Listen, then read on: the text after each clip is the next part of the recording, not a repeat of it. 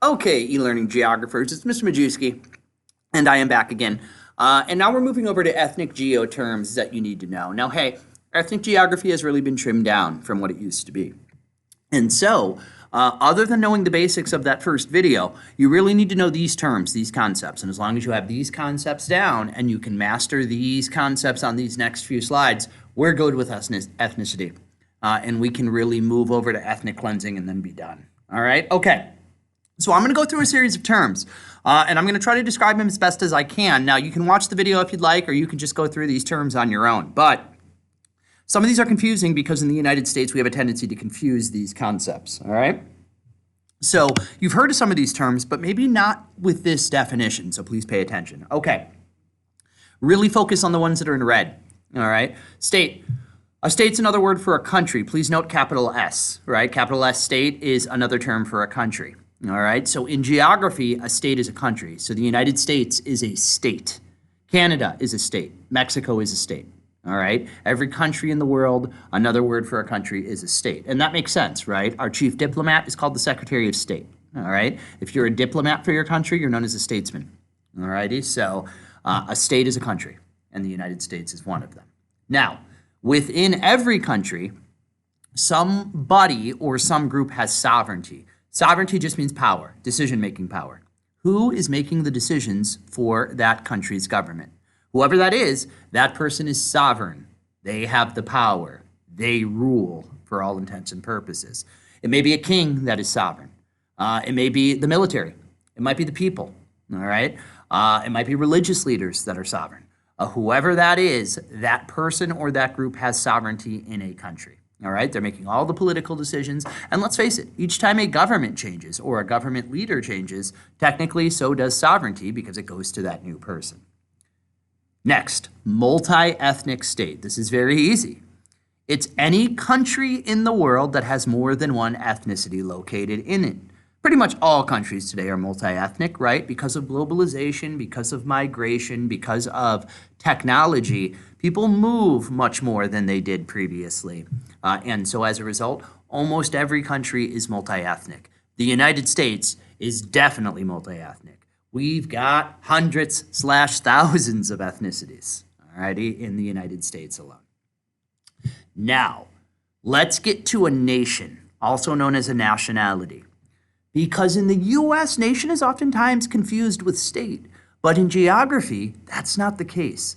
A nation is actually a group of people, all right? And these people share a similar ethnic and cultural connection, just like an ethnicity, right? But they also share a legal, historical, and political connection. And that legal political connection is tied specifically to a place on earth that they believe ought to be theirs. So again, an ethnicity is just a group of people who share similar cultural behaviors and practices. All right, they may live far from one another, but they still share the same practices that originated at some point in some place. A nation or a nationality is all of those things. Plus, they believe they have a right, essentially, to be a government and to govern themselves, right? Whether they do have a country of their own or not, right? They believe they ought to. They may be clustered, a nationality, in one place, maybe in one country, or they may be widely dispersed. They may not possess any country or sovereignty of their own, all right? They may be spread throughout many where somebody else is in power. The Cherokee, all of our Native American tribes are considered nationalities or nations. That's why we call them the Cherokee Nation, all right? They share ethnic, cultural traditions, food, clothing, music, language, but they also share, common legal system, common constitution, common government that originated in their homeland that they believe they ought to have, essentially, again. They ought to be in charge of that area again and have sovereignty, okay? Again, Cherokee, Chinese, Germanic, English, Scottish, Irish, those are all nationalities. Mexican American nationality, right? Peruvian American, all right? Irish American, all right? You're part of the American nationality, right? That's kind of the idea there. In the United States, we have many ethnicities. We technically only recognize one nationality, ours, American. Okie doke. Nationalism is when efforts are made to promote pride and unity inside of a country. And folks, this can oftentimes be done by the government. It's to promote pride and unity amongst a particular nation of people, amongst a nationality. It can be very extreme sometimes if it's taken too far. But look, we engage in nationalism every single day, right? Anytime you do the Pledge of Allegiance, that's a little example of nationalism there, right?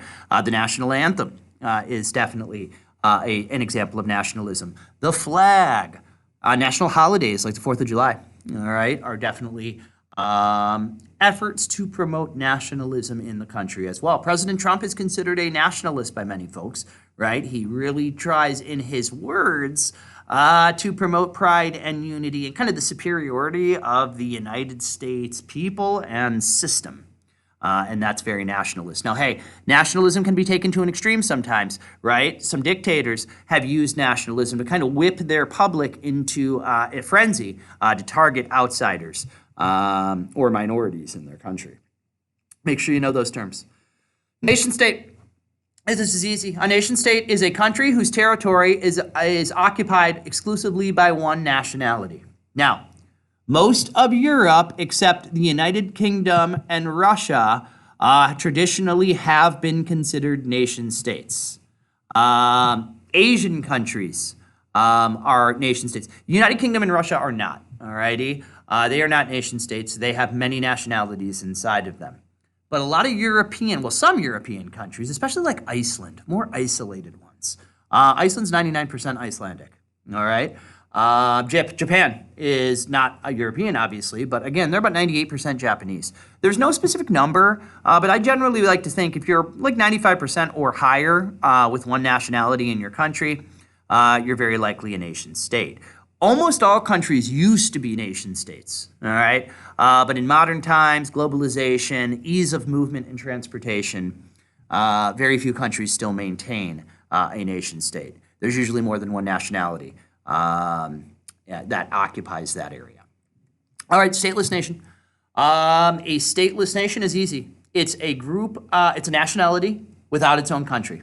Either they lost it, like the Palestinians in the Middle East, or they never had it but believe they should, like a group known as the Kurds in the Middle East, or like a group known as the Basque in Spain. All right? So, stateless nation, a nationality without its own country, obviously generally believes that they ought to have one. A multinational state. Okay. A multinational state is a state that has multiple legally recognized nationalities inside of it that have agreed to live and to co-govern themselves under a single unified government, while at the same time recognizing and respecting that there are different nationalities in the country. The United Kingdom actually is 5 different nationalities, right? There's the English, there are the Scottish, right? There's the Irish, there are the Welsh, right? There were some Cornish at some point as well. All of those are separate nations or nationalities, but they come together to form the multinational state of the United Kingdom. Cyprus in the Mediterranean in Europe is as well. It is a multinational state between Turks and Greeks. And Canada is another good example. Not only multinational states with French-speaking Quebecers and English-speaking Canadians, but also all of the Eskimo Inuit tribes, I should say, all of the native tribes in Canada are considered separate nations as well. All right? A multi-state nation is a nation that is spread out across more than one state. Now, they may have sovereignty in one or all of those states, alrighty, or they may not, in which case this multi-state nation is also a stateless nation if they don't have a country of their own. Ethnic separatism, pretty easy, right? It's anytime there are divisions within a country because of ethnic differences. And pretty much all countries experience this in some way if they have more than one ethnicity there. Ethnic cleansing, this is the removal of an ethnicity from an area by the sovereign power or the government or by other ethnicities that live there. So if you try to force a particular ethnicity out of your area or out of your country, you are engaging in ethnic cleansing. It doesn't mean murder, but murder is one way, right, genocide, that you can cleanse an area of one ethnicity, all right? It is a horrific, horrific thing. Ethno-nationalism is when an ethnicity makes efforts to also be recognized as a nationality as well, so that they can acquire land and sovereignty for themselves. Again, this can often lead to extreme actions and conflicts. So when an ethnicity tries to become recognized as a separate nationality as well. And ethnic nationalist movements are movements by these minorities in countries so that they're recognized as a separate nationality so they can create their own nation state. All right? So ethnic nationalist movements use ethno-nationalism to try to create their own states for their nationality. Shatterbelt feels like something that I experience like around Thanksgiving when I eat too much. But a shatterbelt's really easy, folks. A shatterbelt's just an area where ethnic or political conflict is likely to break out, usually because it's broken out in the past there. All right, so the Middle East, Palestine is considered a shatterbelt when it comes to religion. The Balkan Peninsula in Europe, a lot of historical conflict there. That's a shatterbelt, all righty? So there needs to be kind of regular ethnic or political conflict and likely to break out in the future as well. All right, last set of terms I'm going to identify for you, and these are really, the top three are probably the most important of them all. Centripetal force is any force that unifies the culture or the population in a country to support the government. So because it's designed to promote unity for the government in a country, it's usually the government that tries to promote it. How is this done? Well, like I said, with patriotic events, with patriotic parades or celebrations, right? Holidays maybe. Anything that is going to bring people together in support of the country. Maybe a really powerful and or popular ruler, right? Person in charge might be. Even a tragedy sometimes. Some great national emergency can be a centripetal force. Like 9/11, the attacks on the World Trade Center. Those really galvanized the country afterwards. So centripetal force is anything that brings the culture or the population of a country together rather than to be divided. All right? The opposite of centripetal force is centrifugal force, and that's the opposite. Those are forces that decrease unity, and they lead to a country towards devolution. Now, centrifugal force, might be, a lot of different religions in a country, a lot of different languages in a country, all right, a lot of different ethnicities, because those can be causes of tension, all right? How about an unpopular leader, all right? How about a lot of, poverty or, lack of wealth in the country? It's going to cause people to maybe consider wanting to separate from it, all right? So centripetal, centrifugal, opposites of one another, do not confuse them. Finally, devolution. Devolution is when a central government gives up some or all of its power, and it gives up the power to regional or state governments, or it disbands and breaks into smaller pieces. So anytime a central government, the government of a country, gives up some of its power, either willingly or it's forced to, or anytime that a government of a country is broken up and replaced by smaller countries or smaller governments there, that's an example of devolution, all right? Governments don't usually have control over this when it happens, but sometimes they may actually willingly give up a little power in order to keep the people more supportive of them, all right? If the population of a country thinks that the leader is abusing his power, well, one way to reduce that criticism is to give a little bit more decision-making to the people in the regions or states of that country to decide for themselves. Last term, irredentism.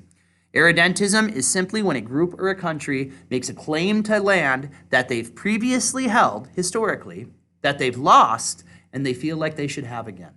All right? Mexico has engaged in irredentism when it comes to Texas and parts of the southwestern U.S. that they lost during the Mexican-American War. All right? Russia used irredentism to seize a region of the Ukraine called Crimea. And quite frankly, the Germans during World War II, Adolf Hitler and the Nazis, They argued they should have a lot of the land they took over because previously they had held it and it had been taken away from them after World War I. All right? So irredentism can be a powerful tool to convince folks to try to take land that they believe ought to belong to them. Okay. Now that we've gotten through those terms, it's on you now. All right? Mr. M is going to be handing out and or sending through intra-district mail packs of M&Ms to my students. Now you're going to be asked to define certain terms from ethnicity using only M&Ms and just a few props of my choosing. Somebody else should be able to figure out each term that you've created in your image just by looking at it without any text or anything else there to help them out. Now I want you to be really creative in this assignment. All right. I want you to really think, how can I explain these topics without using words and using M&Ms and props? It's harder than it seems. Let's go to the specific assignment. So you should start by creating a 13-slide Google slide presentation. There's going to be one title slide, and then there will be 12 slides for the 12 pictures that you are going to take that define each of these 12 terms. So you're going to define each of these terms above using the M&Ms I provided to you, using sticky notes that are available in my room, pens or pencils, white sheets of paper or paper plates so that you can place your M&Ms on and draw on them. Once you have defined that term by creating an M&M image for it, you take a picture of it and you paste that picture into your presentation. Then you redo the M&Ms so that you can define the next term. You take a picture of that, and so on and so forth. By the end of this assignment, you should have 12 completed slides with 12 images showing the 12 definitions I'm asking you to define. Now, which definitions are they? Well, they're the definitions in red that we just went over. All right, so state, multi-ethnic state, nation, nation-state, stateless nation, multinational state, multi-state nation, ethnic cleansing, shatter belt, and then centripetal, centrifugal, and devolution. You got to define those terms, and you got to use M&Ms to do it, along with basic props like paper and sticky notes.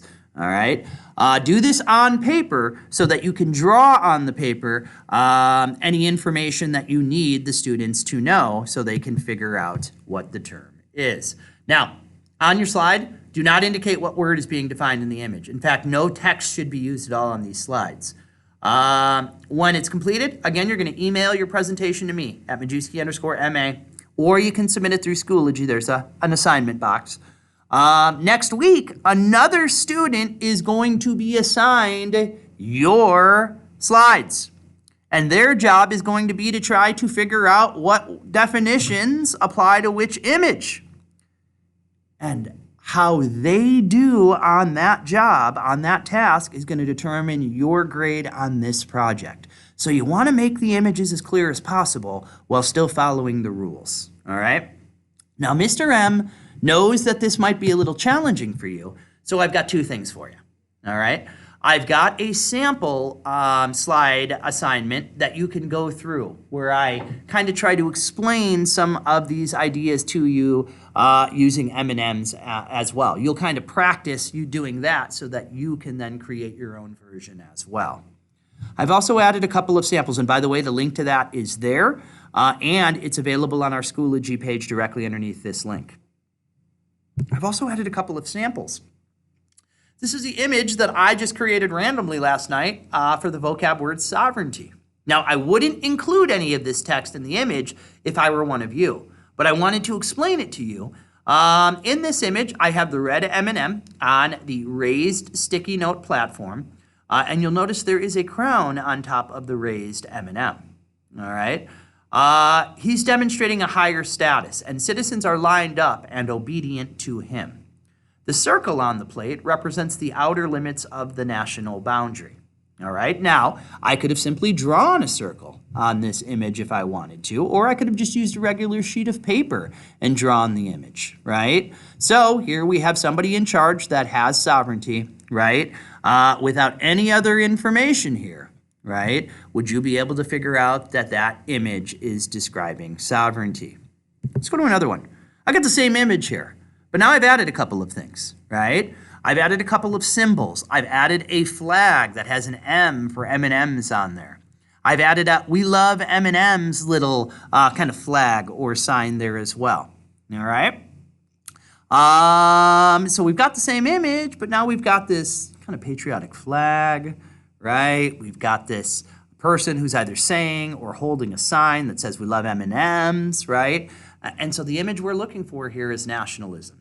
The king and citizens are arranged in a way with flags and signs promoting loyalty, patriotism, unity, and support for the country. Again, the circle on the plate would represent the outer limits of the national boundary. All right?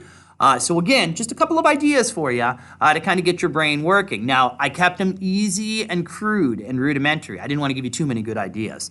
I highly recommend you consider taking these images from different angles. All right? If you take them from angles, right, you could make them a little more three-dimensional.